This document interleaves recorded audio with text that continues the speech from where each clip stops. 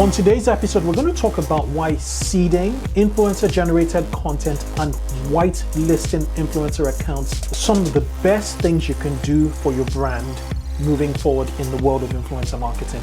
It's a great episode you don't want to miss, so do stay tuned. Hey everybody, welcome to the 2x eCommerce podcast show. So you're about to listen to an interview I had with Taylor Lagace. He's an influencer marketing expert. He runs an agency called Kynship. And the reason why you should listen to this podcast is very simple. I've been approached by a number of listeners on this podcast on a consultation basis. A good number of you have reached out to me to have a look at your overall funnel. I'm not just talking about your Facebook advertising funnel or your Google advertising funnel. Some of you have come and reached out to me and said, Kunle, there is something fundamentally wrong with what we're doing. We're doing so many things right, but there's something fundamentally wrong with what you're doing. And when I look under the hood of many of these businesses, I realize that they lack a top of funnel, essentially a brand driven awareness layer that's just focused on getting as many eyeballs and as much mind share to learn about your brand with the right people. A lot of you are always in hunt mood 100% of the time, and by hunt mood I mean you're renting. You're essentially always going to buy media, and the moment you turn off media, sales just dry out. And so I've been wanting to talk a lot about above the line marketing, but in the digital sense of it. And that is why I brought Taylor into the show. He's an influencer marketing specialist, and his agency does three things. They do what's called seeding, where they essentially get your product and do a massive giveaway on a consistent basis, just regularly on a monthly basis. They just do those giveaways on a monthly basis in order to get your brand out there. That's a seeding bit. The second bit of his company does is they do influencer generated content, where you ask an influencer essentially to create content on your behalf. And the third thing they do is taking control of that influencer's Facebook and Instagram accounts and actually advertising with your narrative, and that feeds into a funnel specifically built for that influencer, and that is what he calls whitelisting. It's actually a general term in advertising.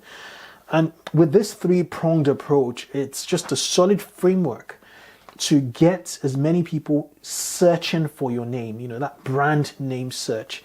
It's a terrific episode. I took loads of notes for this episode. It was two pages, pretty much almost 2 pages. And he's a clever guy. He knows, he knows his stuff. Essentially, he has he used to head the influencer marketing efforts at the performance marketing agency called Common Thread Collective. They are very active in the direct-to-consumer Twitter space. So if you follow D2C personalities on Twitter, you will find that their founder and they're very active essentially. So he comes from a right place. He is well connected, and he has a lot of knowledge in this influencer marketing space, and I really strongly believe that when you have a great product, when you have invested, when you have that passion to making a product a market wants, the next layer really is influence. Influencing and convincing the minds of people in a market that your product is superior, and this influencer marketing space is very important, especially also with performance marketing. Using their content in your performance marketing efforts. I'm not going to babble too much, but I think it's a great episode. Enjoy.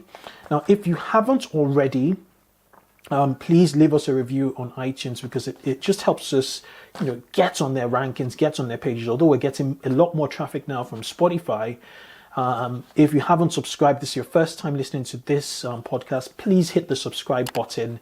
Like and share, episodes like this with your colleagues, with fellow founders, with family and friends. It just pushes out the word. It gets the word about 2x e-commerce out there.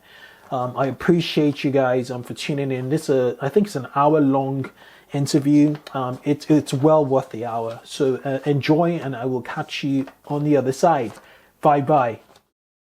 Well, guys, welcome to the 2x e-commerce podcast show. I'm your host, Kunle Campbell, and this is the e-commerce podcast show dedicated to rapid growth in the direct-to-consumer selling space. So if you work in marketing at an e-commerce business or a founder, I'm going to help you sell more directly to your customers. Each week, we interview an expert, a founder of a direct-to-consumer e-commerce business, or representative from a best-in-class e-commerce SaaS product. Now, we're focused on helping you guys improve e-commerce growth metrics such as conversions, average order value, repeat customers, your audience size, and ultimately sales.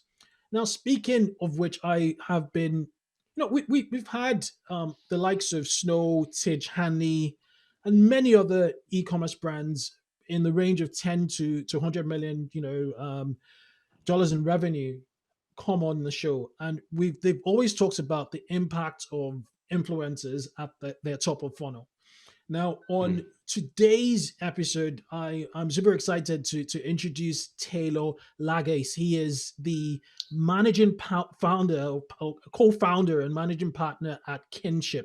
Now, Kynship is an influencer marketing agency, and he used to lead the influencer marketing department at Collective Thread. I need to bring those guys on the show.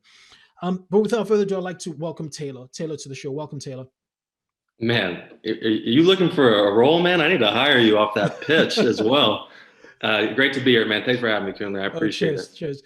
And I'm humbly going to say I probably haven't done you sufficient justice in the introduction. Could you take a minute or two to introduce yourself, introduce what you guys do at Kynship, and we'll take it from there. Yeah, like Kunle had mentioned previously, we started Kynship about 2 years ago, and we've been building it from the ground up over the last 2 years. But prior to my time here, I was at Common Thread Collective, like Kunle had alluded to briefly there. At Common Thread, I built out the influencer department from the ground up. They're predominantly a growth agency focusing on Facebook paid media. Especially when I was there, that was the main bread and butter. They've expanded to Google Ads, SEO, et cetera, et cetera. But during my time there, I was running the influencer funnels. So on the organic side of things, but predominantly on the paid media side of things, running funnels with influencer generated content, saw how powerful that was, ultimately saw an opportunity in the market to start a business. And here we have Kynship today. Brilliant. Okay, let's talk about influencer marketing and performance marketing. You were at a performance marketing agency. At the time, they were predominantly focused on Facebook advertising. Mm-hmm. How does studio or seller generated content compare to influencer and user generated content? How would you weigh them if there's such a scale to from a content standpoint and impact? Yeah, great question. And obviously, take it with a grain of salt. It's going to come off a little biased here, me being a managing partner of an influencer agency. But when I was at the growth agency of Common Thread Collective, we did offer content studio shoots. We did offer influencer-generated content packages, user-generated content packages. And what you saw was studio shoots, and Common Thread had a very competitive pricing model in comparison to the rest of the marketplace. But studio shoots, as many of you guys know, are at least 15K to 50K, and for certain ones all the way up to 100K. For 10 unique videos, they sell you on 50 at total assets or 100 total assets, but you typically get like 10 to 15 unique assets to take away from that. Yeah. In comparison to influencer generated content, where a lot of the times these influencers have high price points if you have them post on their feed. We can get into that and talk about that later. That's just a really coveted thing for influencers where brands probably have paid inflated price points and that became the new market rates. But the main value add that we saw was them creating influencer generated content. So sourcing content, not even having them post, putting that into, the brand's own distribution channels, predominantly on Facebook when I was at Common Thread. Again, you probably got double the amount of unique assets and total assets at half the price point. So not only was it more effective, but it was less expensive. So massive opportunity there. I also think it's just because it's still the Wild West when it comes to pricing for influencers, and I don't know if they understand the value quite yet of their content, but it's native to the feed, right? Much more native to the feed than content studio shoots per se. So long story short, that's kind of what we see with influencer generated content. What about user generated content? Yeah, I mean, it's super powerful as well. The only difference there, Kunle, is that user generated content obviously are users of your products, which is great. And when we identify influencers on behalf of a brand, we're not hiring, the girl that's wearing a bikini in the Carl's Jr. commercial. No, these people are coming off as like authentic users as well. That's a must. That has to be a box that's checked. So you're not going to lose the authenticity of this individual. The difference here between the two is, influencers are professional content creators. They're full stack content creators. User generated content is done by a consumer that doesn't do this on a day-to-day basis. They're not putting out content. They're not creating video. They don't understand how to position the value adds of a product at the prospecting level of the funnel in a way that's going to convert the end user. They're just going to give you their testimony at the end of the day, and there might be some uhs in there. There's not going to be that attention grabbing first 3 seconds that's going to be thumb stopping. But influencers do that, right? They do it on an everyday basis. They've proven to put out thumb stopping content to build out their organic following in the first place. So the hypothesis there is they're going to be able to do that on behalf of brands and products with sponsored ads as well. Okay, so 3 points: authenticity, cost, and they're just professional content creators from that perspective. That makes sense. So 3 check boxes. Okay, so let's take us through the hiring process. So brands listening to this, marketing teams listening to this, what is the selection process for an influencer in any given niche? What are the few points you just have to check from your perspective as an expert? So you mean for criteria of that influencer, or what technology platforms are we using to identify these influencers? Criteria. So things like their engagement, the engagement ratio, their following, for instance. Where's that sweet spot, from a stats standpoint, and from you just reviewing, a potential candidate, more or less, quote unquote, for an influencer opportunity or for an influencer generated content opportunity? Yeah, so it depends what the objective is, right? So if you're activating them on organic, we briefly touched on Kunle, like seeding. We briefly touched on sourcing influencer generated content to be able to repurpose in the ad account. If you're doing an organic play, criteria-wise, we're 100% looking into following. First things first, like if it's an organic play, we need to make sure there's an alignment from their persona to their audience. There has to be alignment there for the target demographic that the brand is going after, trying to get their product or service in front of. 1, again, this is if this is an organic play. 2, yeah, definitely engagement. At a micro level, between 10 to 100K followers, average engagement is about 2 to 3%. 3% on the higher side. If you get up to 5%, 90th percentile. 100K to 400K, you're looking at 1 to 2% engagement. 100K followers to 400K followers. And again, 2% on the higher side of engagement within that tiered influencer. 400K plus, it's typically 1% engagement or less. If you get above that, yeah, you're doing pretty well for yourself. But on the organic side, it's pretty limited, man. The algorithms on social have become more and more limited in its ability to reach people. Not more than like 10% of the audience is really seeing the content that's being put out. And then again, you just heard the engagement numbers. And the price points, again, are inflated. So organic pay for posts it's hard to win there. That's where you get people that try that and say influencer marketing is dead. But in reality, it's probably just not the best way to go about it. So the main thing that we see, though, I know I deviated away from your question a little bit. The main thing that we really are looking at, and if this is going to be repurposed for paid media, is their video content creation ability. Always get video content if you're going to be working with influencers, and identify the ones that can do it well. Which influencers are going to be able to sell, not just, create, pretty looking feeds and put together great pictures. Could care less. Can this person grab my attention the first 3 seconds of this video and sell me on your product or service? That is the number one main thing we're looking for. Yep. Yeah. Makes sense. I'm learning a ton. There's a lot coming through, and there's so many questions I want to ask you. Okay. So which do you prefer, YouTube or Instagram, or would it be both? So for organic posting, prefer. I was going to answer both. I'm going to answer in just two different ways here. Okay. For organic posting, we like to activate on Instagram stories. Why? Okay. YouTube posts organically highest price point that influencers have. It's across the board. It's the highest price point. And YouTube posts are good. I mean, it could be great for Google SEO as well. Yeah. Obviously, long form content. Ideally, the brand has the ability to, own that content and repurpose it. Okay. Not a lot of brands end up doing that, but I would always recommend having full ownership of the content being posted on behalf of you guys, so you can redistribute across your own channels. Instagram stories, cheapest placement, and actually goes the furthest with organic posting. It just has more engagement than typical feed posts, greater reach, greater engagement. Most importantly, you can drive traffic directly to the website. It's one of the only placements that really does that effectively. And you can give them a UTM link that tracks the actual performance here, instead of putting like a link in the description of a YouTube post or a link in the bio on a feed post. Like, we all know, adding another inconvenient out of the way step for the end user, it's going to be a significant drop off. You need to be able to click out directly to the website. Instagram story does that effectively. And again, it's a cheap placement. And a lot of the time it is video content.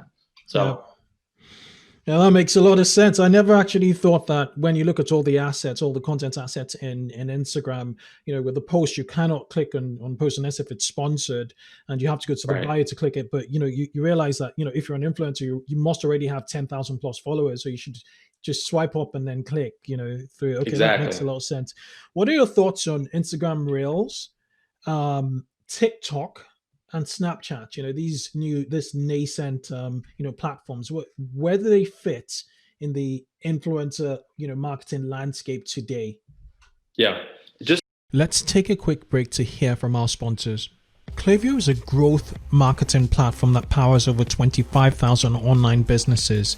Klaviyo understands every single customer interaction and empowers brands to create more personalized marketing moments. Listen, analyze, and act on your customer data with Klaviyo. Visit klaviyo.com/2x.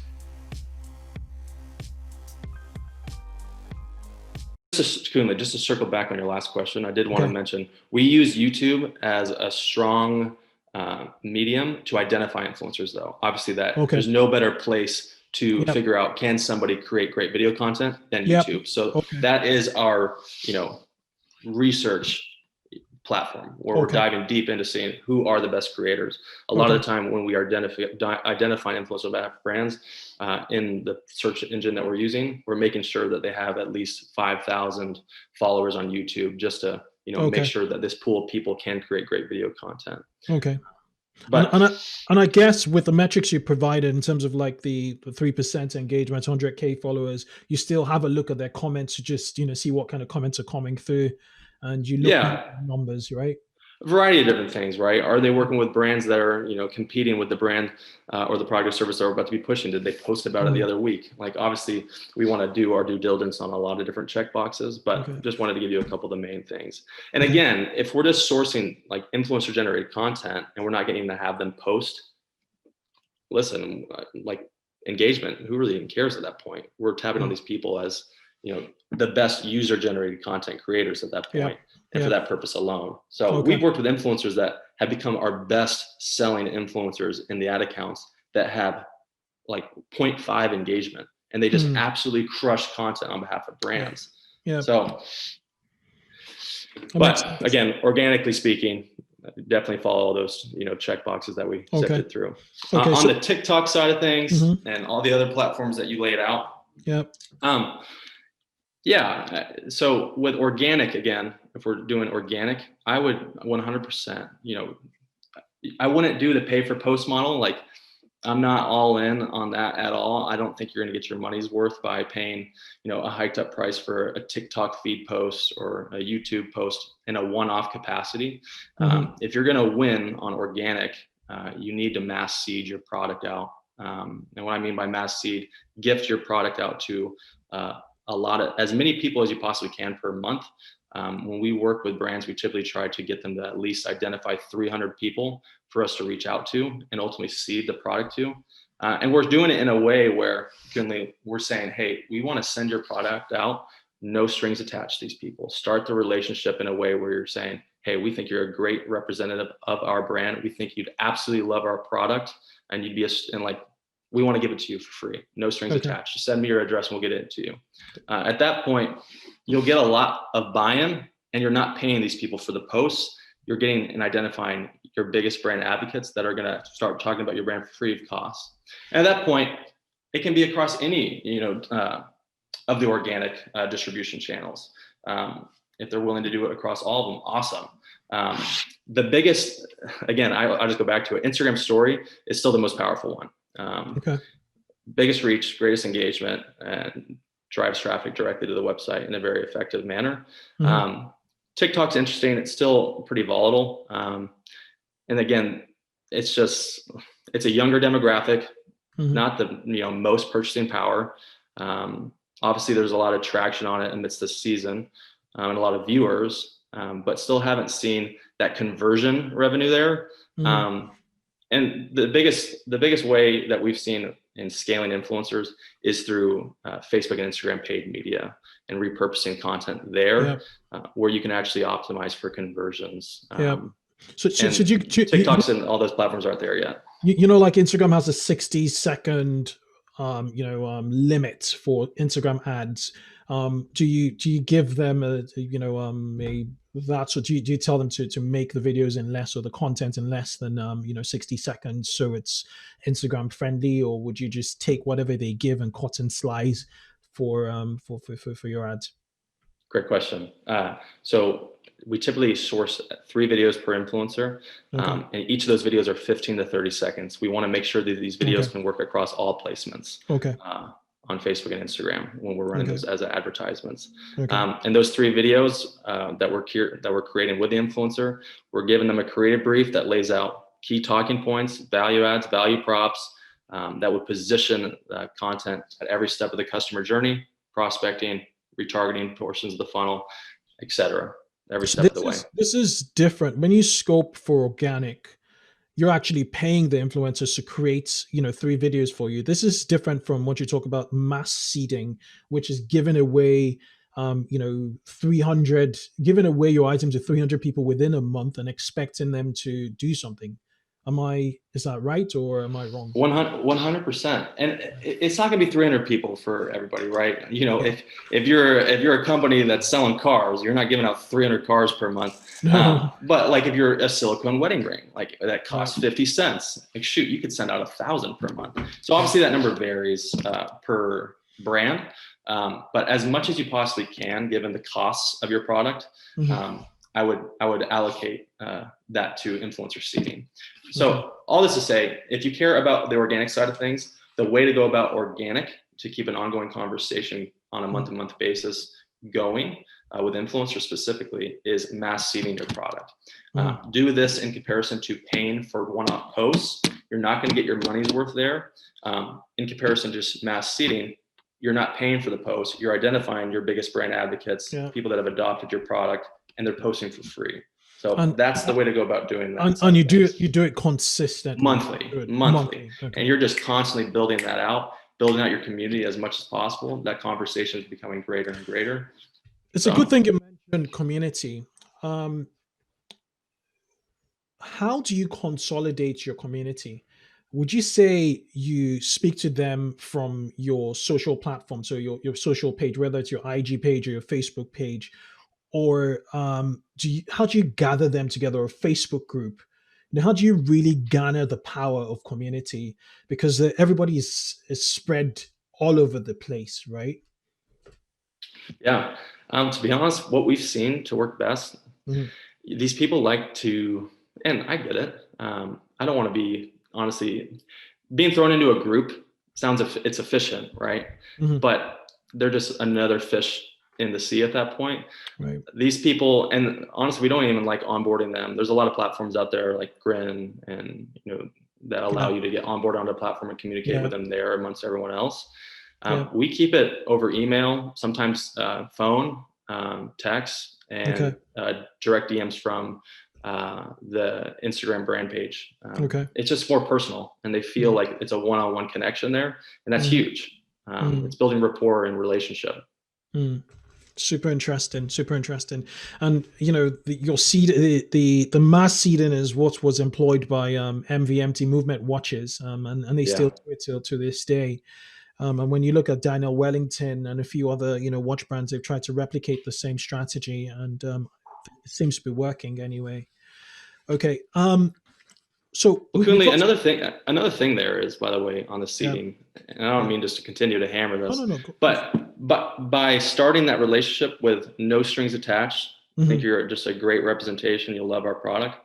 I'm telling you, when you end up working with them in a more official capacity, where you're paying them, because when you source 3 videos and an image, and you source an actual post contractually, there will be payment involved. But when you start the relationship with the seating, building that rapport, no strings attached, you'll see those price points when you do contract your top brand advocates. Those price points are cut in half. Really? Half. Okay. So what you're saying is, if I mass seed and I get into a relationship with Mr. X, who happens to post my giveaway for my wristwatch or what have you, if I was to reach out to them to create content for me, organic content for me, say 3 videos, let's say their charge is like 10,000, 10K, for 3 assets, they would slash it to like 5K. That same person, that same influencer. Highly confident. If you started in a way with, hey, Mr. 10K influencer, we'd love for you to create 3 videos, an image, and post on YouTube. You'd be like, okay, here's my standard market packaging, my rates. Talk to my agent. If you see them and then you see that they posted organically about you just because they love your product, they're just begging to work with you in a more official capacity. These people love what you're doing, and that's it's a filter to be able to identify those people that you can work with in a cost-effective manner. Okay, so it's a pillar. Okay, so speaking of payments, it's a very contentious, what's it called, topic. You have at the very high end, celebrities, charging 7 figures to post. What is fair for both the creator and the brand? Let's say from a 100K standpoint, so you have 100K, engaged, you have 100K followers, you have 3% engagement rate, you post on a daily basis, you turn up, you're reliable. How much should we pay that sort of influencer? Say if it was fashion, they pop up every day, new influencers, or I would say this probably is controversial, and people may not agree with me. It's just from what we've seen. I am not interested in paying for posts on organic. The organic posts that I will be getting will become for free from this seeding method every time, because the amount that I'm going to be paying in order to mass seed this product, and that's going to be, if my product's $5 and I seed 300 people, I'm looking at $1,500 reach.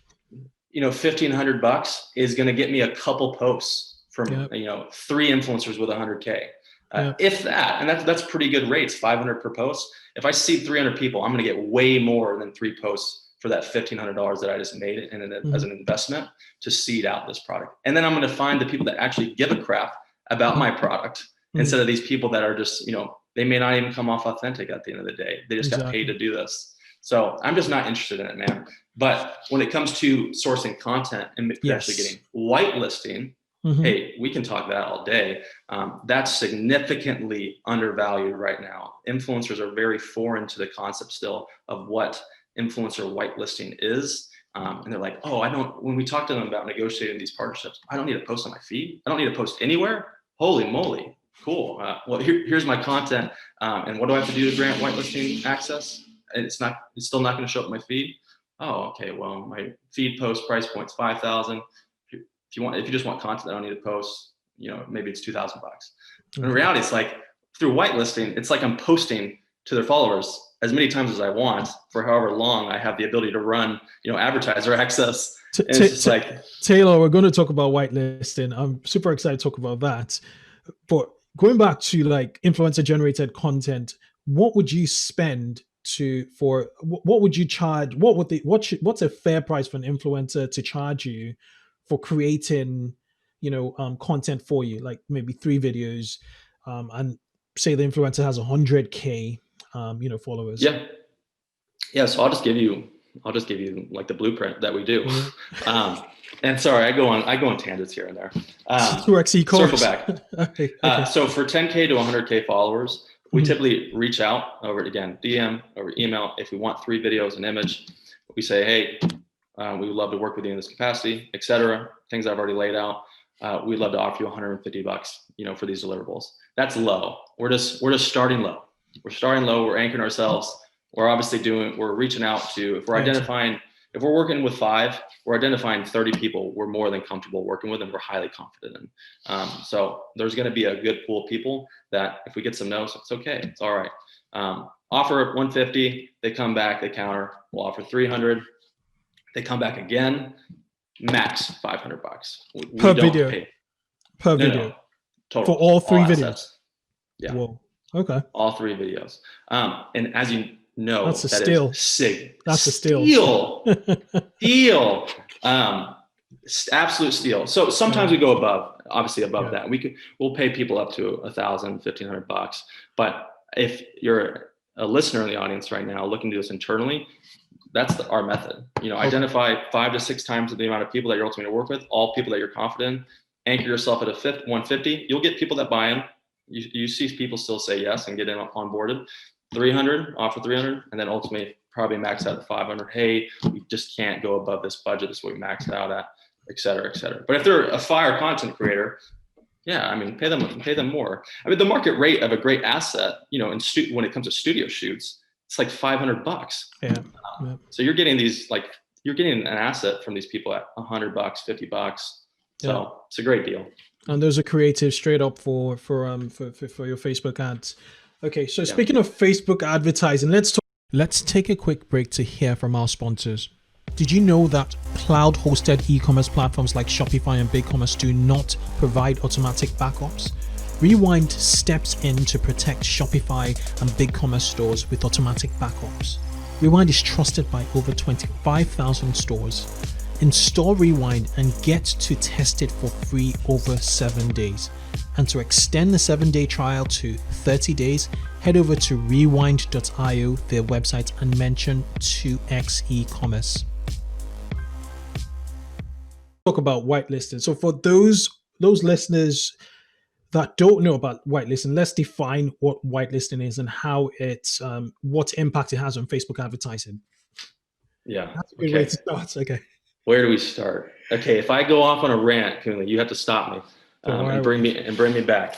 So the basic premise of whitelisting and the reason why you do it. Again, if you circle back to what we briefly touched on earlier on in this podcast, is organic social has increasingly become limited in its ability to reach audiences. Mm-hmm. So if I'm an influencer with 100,000 followers, it's no longer the days on Instagram where when I post, every single one of my followers sees that post.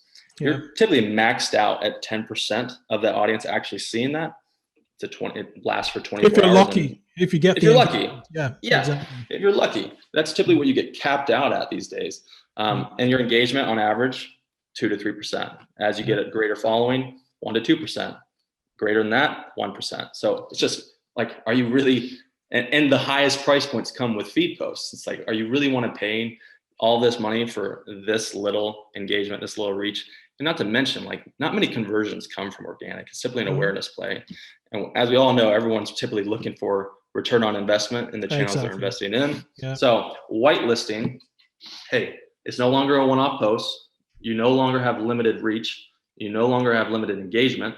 You have full control over the content that these influencers are giving you.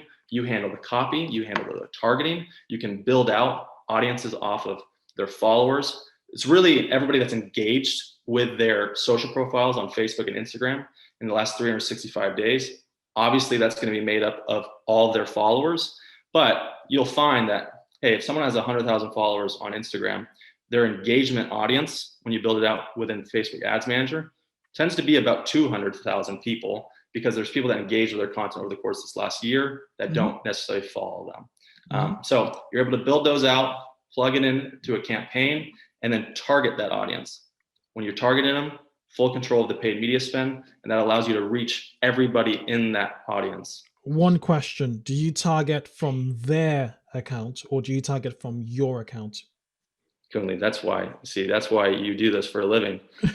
Great question. Yeah, so whitelisting is the ability to serve ads, their content, from their social handles into their audiences, as well as other audiences. Exactly. You don't need to just target their followers as well. I would highly obviously recommend doing that, but you want to build a full funnel follow-up from that place of just their engagers. And they're recognizable. They're you know an influencer when you see one. You just know, Jay Shetty when you see him. You just know him. And if he's talking about yoga, products or something, there's so much weight in that. So it's like an endorsement, essentially, an amplified endorsement, which you control. For sure. But there's also power in doing this with micro influencers, right? Right. Those are people that have super niche audiences. Now, like if I'm a macro influencer and you just have, the ability to do this with one person and they have 1 million followers, obviously that's great. But if you can set up, 10 of these like funnels in whitelisting, and these 10 people make up everything that you love about that person with 1 million followers, and again, micro influencers typically have a following base that follow along with this person for 1 to 2 reasons predominantly, in comparison to a macro influencer that has a variety of different reasons. Let's go back to the basics. How would you define a micro influencer versus a macro influencer? When does a micro start to become macro? At what point? So we define micro influencers as 10 to 100,000 followers. Okay. 100,000 followers to 450,000 followers as a mid-tier, 450 plus to 1 million, a macro, million plus a celebrity. Okay.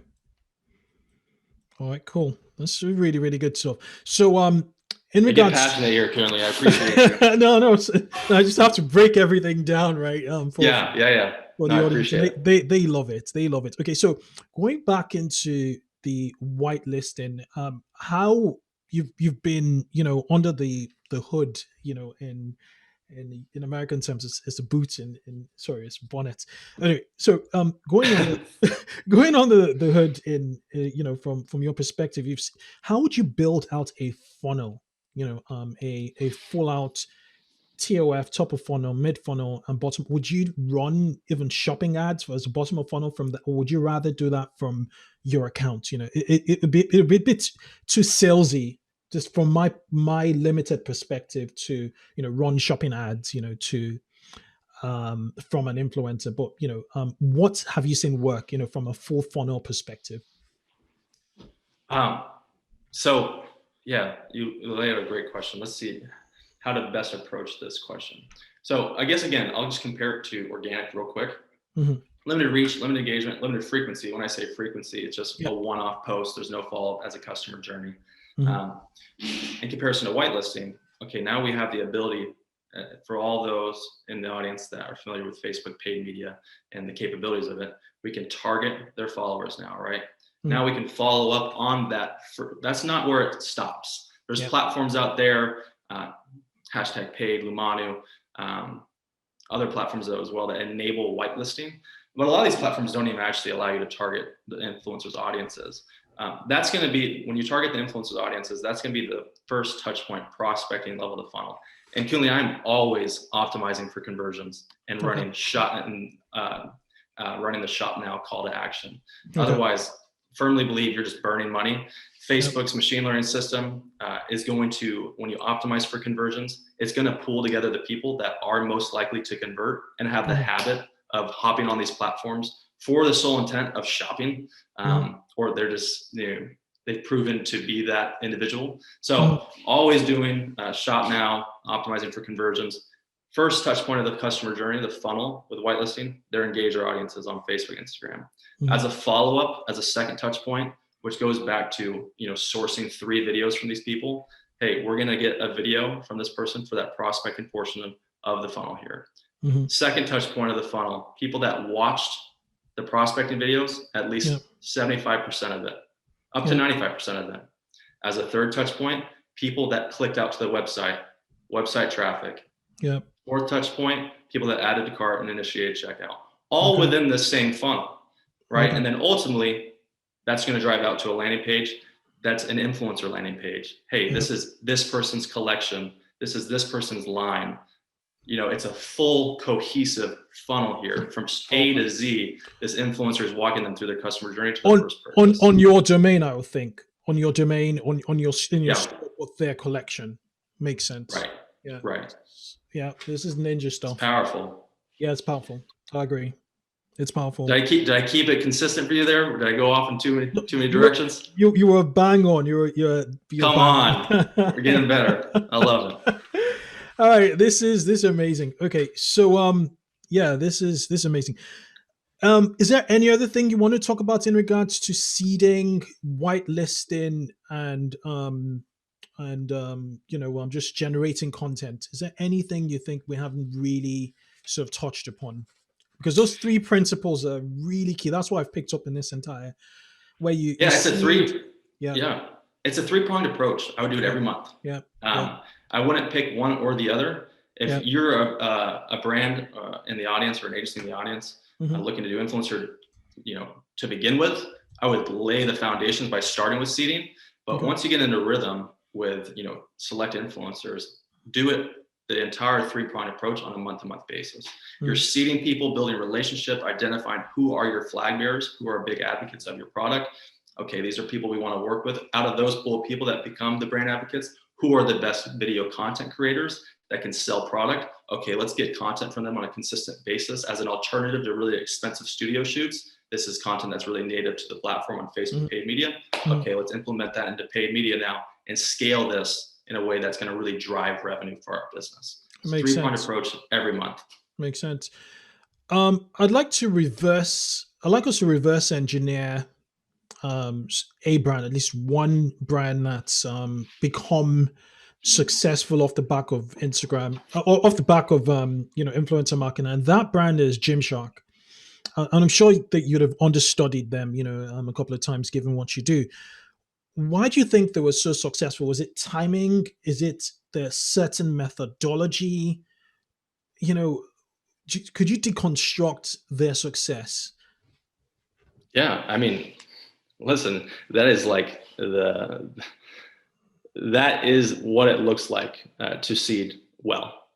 They mass seed. They put such an emphasis on building community in the right way, from a ton of micro influencers to mid-tier to macro across the board. And then from that place, and this is something we didn't touch on, Kunle, as well, is after doing seeding and gifting in the right way and building out rapport and relationship, they were able to onboard these people into affiliate programs. And this affiliate program that they built out is incredibly robust. And that's something we definitely recommend doing. People that become, influencers, what people don't realize is influencers need to put out consistent content, right? They need to put out consistent content. So if they don't have brands reaching out to them to pay them for posts to talk about products, these influencers still need to align themselves in the niche that they're trying to really make an impact in. And so they're going to talk about products regardless within that niche. And so you need to seed product to these people to then have them speak about it, talk about it. And you'll find a lot of people do it for free. And once they do that, it's a perfect opportunity to get them onto an affiliate program. So they're already talking about your product, and they're probably going to continue to. Hey, we saw that you talked about our product. Thank you so much. Glad you love it.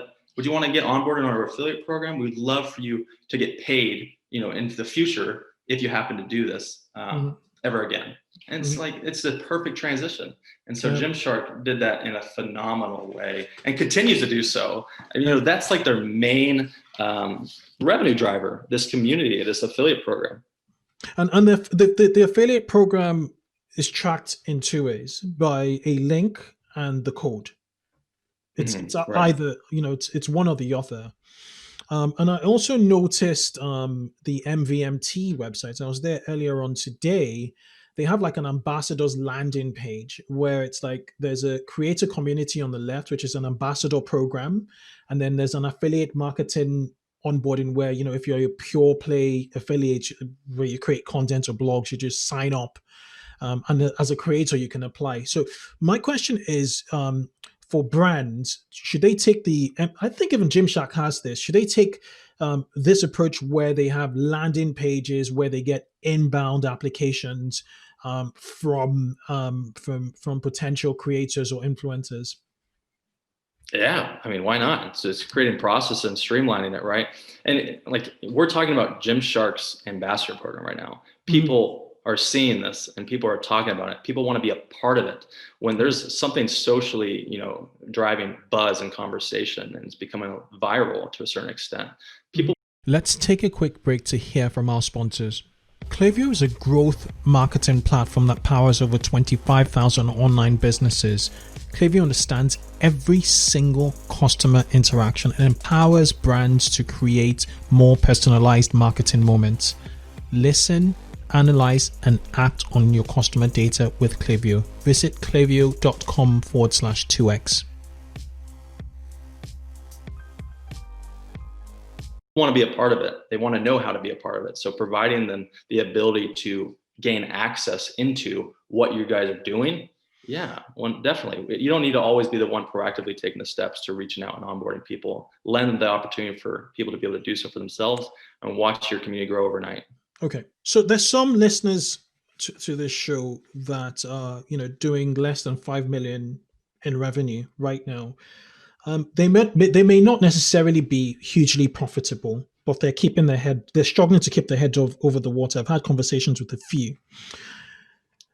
What would you build out? So let's say they're like predominantly performance marketing driven, and that's the way it is. They focus on performance marketing. What would you build out if you're to give them advice? Would you say they build out a retention team, which is like email marketing? I know this is a bit biased question to ask you. Or would you say they should build out an influencer marketing team? What would you, retention or more brand? To just push to open up the appetite, to create that appetite, for the brand and the desire in the marketplace for the brand, or should they focus on retention, which is really getting subsequent sales or customer life cycle from existing customers? Yeah, all the above. No. If I'm the brand that you just laid out, when it comes to influencers specifically, I would definitely, and this is actually something we haven't talked about either. I'm trying to lay out the most cost-effective manner of getting the most bang for your buck with influencer. So I want to discuss real quick a tool called Mighty Scout as well, in tandem with the seeding program. Okay. So again, if you're a $5 million brand in revenue, you still have a decent budget for marketing at that point, and definitely enough to have impact with influencer. Again, identify and figure out the number of products you're willing out to seed on a month-to-month basis. Send those out. The people that you send product to, this is where that tool Mighty Scout comes in. Mighty Scout, how'd you spell it? Mighty Scout. Mighty Scout. Okay, got it. Yeah. MIGHTY Scout, SCOUT. Yeah. I just wanted to prove I could spell. I used to be in. And they have a great team. This guy Joe Anderson over there is co-founder, awesome guy. Check him out. Okay. So we use their tool for every seeding campaign that we do. If you're a brand looking to do this, again, cost-effective way, you plug in every single social profile that you ultimately seed. And since you're giving it no strings attached and you're not contracting them to post on a certain day, like how the hell are we going to track 300 people if they're posting, I have to be like scavenging, the internet and social media 24/7 to see who's posting in real time, who tagged us, etc. Mighty Scout, what it does, obtains these posts, captures them in real time if they tag your brand. And the majority of the time, influencers do tag the brand if they actually post about it on their like IG stories. So it captures IG stories, captures feed posts, and it all goes into the platform. And so I say this as a cost-effective way to go about this, because now you don't need to actually source and contract influencers for 3 videos, 1 image. When you do that, I will say you'll get more quality content because you're giving them like creative direction, right? And you're going to get approval on that content since you're paying them. So, but that's just an added expense. If you're a $5 million brand or less, maybe you don't have the luxury of having, that expanded budget for quality, curated, specific content. Mighty Scout, again, obtains and captures all this content that's being organically posted on behalf of your brand. You can save that content right there and then redistribute it across your other marketing channels. So you're building out this ad account library or just this content library for you to use across your own marketing channels, free of cost from people that are becoming these brand advocates. So if I have that budget, Kunle, that's the way I would go about it. Seed, Mighty Scout. It also tracks all the organic metrics that you possibly want to see: impressions, engagements, link clicks, sales. It does track all that. The biggest value add, though, is the content being captured for you to be able to redistribute it and own. Makes sense. Thanks for the tip. Thanks for the tip. Right. I think we've talked a lot about this. What's your perfect influencer marketing tech stack? So you talked about Mighty Scout. What else would you layer in side by side Mighty Scout? Okay. So what I will say is Facebook Brand Clouds Manager is something definitely everybody in the audience go get on. They're still early on. They're not even marketing it yet. I'm actually jumping on a call with them tomorrow to discuss how they're going to go to market with getting in front of brands and advertisers. But it's available right now. You need to apply and get onboarded. But that's Facebook's very own influencer like search engine identification search engine platform, and it's free. And so like the search engine influencer technology industry will, in my opinion, be obsolete relatively soon, outside of Facebook just absolutely dominating that marketplace. So tech stack, Facebook Brand Clouds Manager. We also currently use Tagger as our identification platform. Facebook Brand Clouds Manager is not there yet completely, but within a year, there's no one obviously with more data than them on influencers. So, and it's free. So Facebook Brand Clouds Manager, Tagger, I said Mighty Scout as well to track organic side of things. Obviously Facebook Ads Manager. What would you use Tagger for? Identification. Okay. Currently, it's just really robust, and it's exactly what we need from identifying, back-end profiles for audience matches, demographics, persona types, video content creation ability, etc. Any questions on that piece? No. It's the Facebook Brand Clouds Manager. I can't find it. I was just looking for it on Facebook, but on Google, but I couldn't find it. So Facebook's brand collabs. Okay. COLLABS manager. Got it. Okay, I found it now. Okay. All right, cool. Yeah. And then for affiliate, we use Refersion. If we onboard any influencers onto an affiliate program, Refersion is a great tool to be able to use. Let's see. We have our own seeding app called the Kynship seeding app. Okay. You guys want to check that out? It's on Shopify. You'd have to be a Shopify store to be able to do so. Awesome. But all that does is just streamlines the ability to seed out your product free of cost instead of like zeroing out every single individual order. You can do it at scale. You can just input them and then send the product. It connects to your 3PL and your Shopify store. It just eliminates a lot of manual labor there. Yeah. Pretty neat. Yeah. So a lot of wasted time at the Kynship office of doing one-off orders, hours on end. Technology. What else? I'm trying to give you the full stack here, Kunle. There might be others, but for now, that's all I'll give you. I think they're pretty solid. Taylor. Yeah. All right, cool. Taylor, I hate to let you go. Okay, one other question. What is the difference? I'm going to have two questions. What's the difference between a creator and an influencer? So, because I've been some influencers page like we're not influencers, we're creators, and there's this debate in their space. There's no difference, man. It's just bullshit. Part of my language. I'm sorry. You No, can, it's all you right. can, No, you can no, bleep that out. There's no. It's ridiculous. You know, and you hear agencies, you hear influencers. I'm not an influencer. It's just, man. It's just people being reactive to the narrative that's being produced by the media, right? And the media is saying right now, influencers are schemers, they're fake, they suck. It's just like, okay, we're no longer influencers. Let's call ourselves creators. They're the same. I mean, we identify the same thing. People will say the influencer, when people think of influencer nowadays, they're thinking of the girl in the bikini that has all like male followers. Yeah. Why would we hire this person to put like a makeup cosmetic product in front of their audience when that's not going to resonate with anybody? Yeah. I think that's what people think about nowadays when the word influencer is used. Yeah. In comparison to creator, people typically think about this person can create great video content that will sell across our distribution channels. This person's authentic or organic, etc. So I think that's what people think about. Yeah. But at the end of the day, it's the same thing. It's all BS. Another question I have is humor. You know, so remember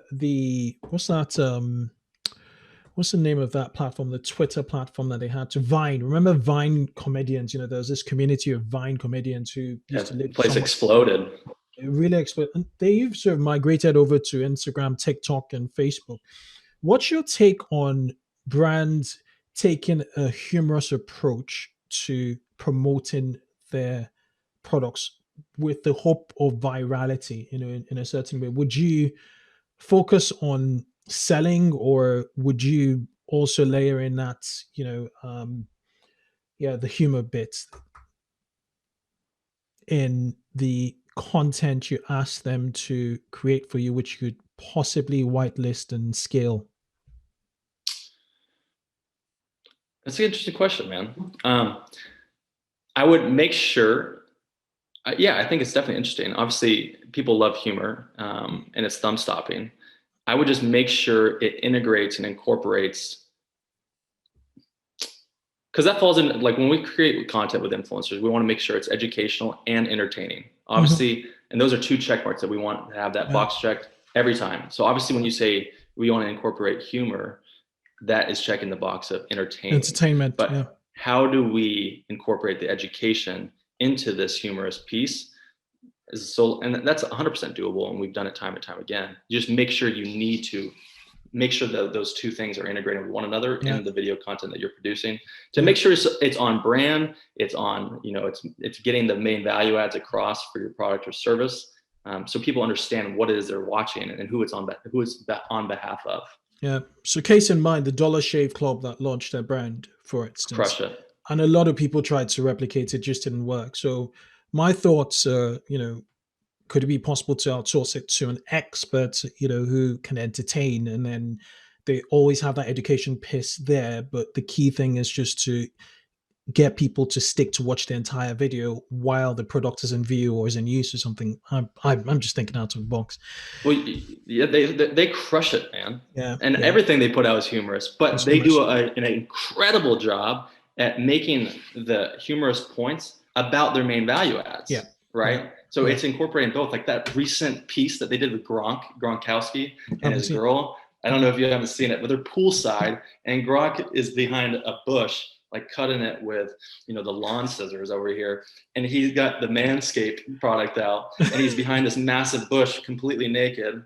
And he's just like supposedly cutting the bush, but it's really his bush. And it's just hammering this point home of the main value add, right? And what it's for, and it's all humorous. So when you can bring those two together, it's super powerful. Yeah, Michael Dobbin, the founder of Dollar Shave Club, I think he has an improv you know, background, so he utilized, you know, some of those skills, you know, on there. Just final point is, you know, Gymshark, they fascinate me, right? I was just looking at their stats on SEMrush, and you'd not believe that 800,000 people a month in the US alone search for Gymshark, and then a further 800,000, no, 50,000 search for like Gymshark leggings a month.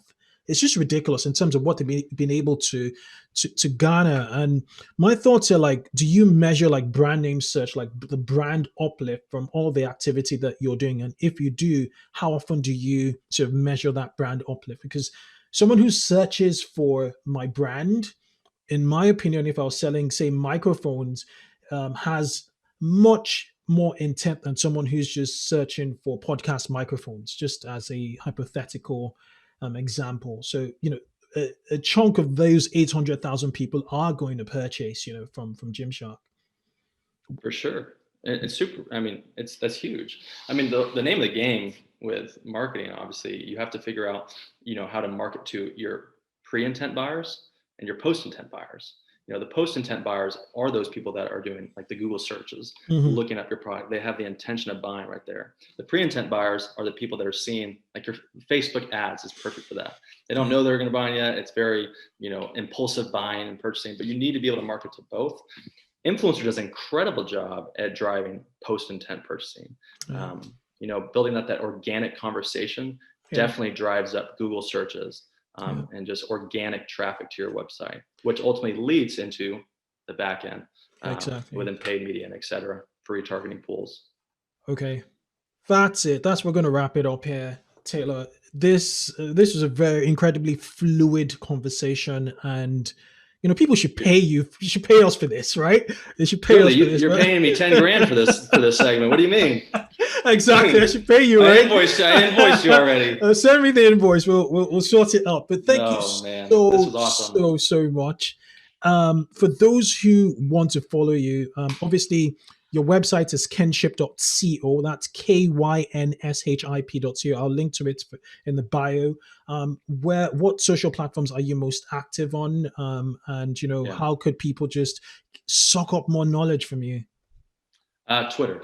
So we're always putting out Twitter threads on just literally step-by-step practical advice on how to go about influencer marketing. On your personal handle or on the Kynship? Personal handle, just Taylor Lagace, TaylorLagace. Sorry about my pronunciation at the start of the show, Lagace.